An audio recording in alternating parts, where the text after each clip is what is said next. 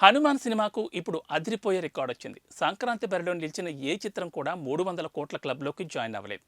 తెలుగు సినిమాలు సంక్రాంతి లిస్ట్ తీస్తే హనుమాన్ ఒక్కటే ఈ రేంజ్ సక్సెస్ని సాధించింది. ఇక ఇప్పుడు 300 కోట్ల క్లబ్లోకి జాయిన్ అయింది. ప్రశాంత్ వర్మ తీసిన హనుమాన్ సినిమా ఇప్పుడు ప్రపంచవ్యాప్తంగా సౌండ్ చేస్తున్న సంగతి తెలిసిందే. సినిమాను రిలీజ్ చేయడానికి చిత్ర యూనిట్ ఎంత కష్టపడిందో అందరికీ తెలిసిందే. థియేటర్లు లభించక హనుమాన్ను ముందు రోజే ప్రీమియర్ వేసుకున్నారు. కానీ సినిమా రిలీజ్ అయిన తర్వాత లెక్కలు మారాయి.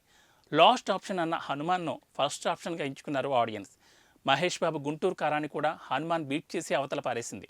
ఇక ఇప్పుడు 25 రోజుల్లో 300 కోట్లు కొల్లగొట్టి అందరినీ ఆశ్చర్యపరిచింది హనుమాన్. సంక్రాంతికి గుంటూరు కారంతో పోటీ పడింది హనుమాన్. ఈ రెండు చిత్రాలు జనవరి 12 విడుదలయ్యాయి. అయితే 12వ తేదీన ఎక్కువ స్క్రీన్లు లభించకపోవడంతో 11వ తేదీ సాయంత్రం నుంచి వందల సంఖ్యలో 2 తెలుగు రాష్ట్రాల్లో ప్రీమియర్లు వేశారు.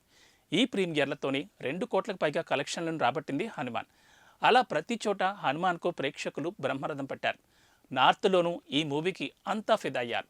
ఓవర్సీస్లో అయితే ఎవ్వరికీ సాధ్యం కాని రికార్డులను హనుమాన్ నెలకొల్పింది. నాన్ రాజమౌళి, నాన్ ప్రభాస్ రికార్డులను హనుమాన్ క్రియేట్ చేసింది. ఇంతవరకు మన స్టార్ హీరోలైన బన్నీ, చెర్రీల చిత్రాలు ఓవర్సీస్లో $3.5 మిలియన్ వరకు కలెక్ట్ చేశాయి. కానీ హనుమాన్ మాత్రం $5 మిలియన్ పైగా కలెక్ట్ చేసింది.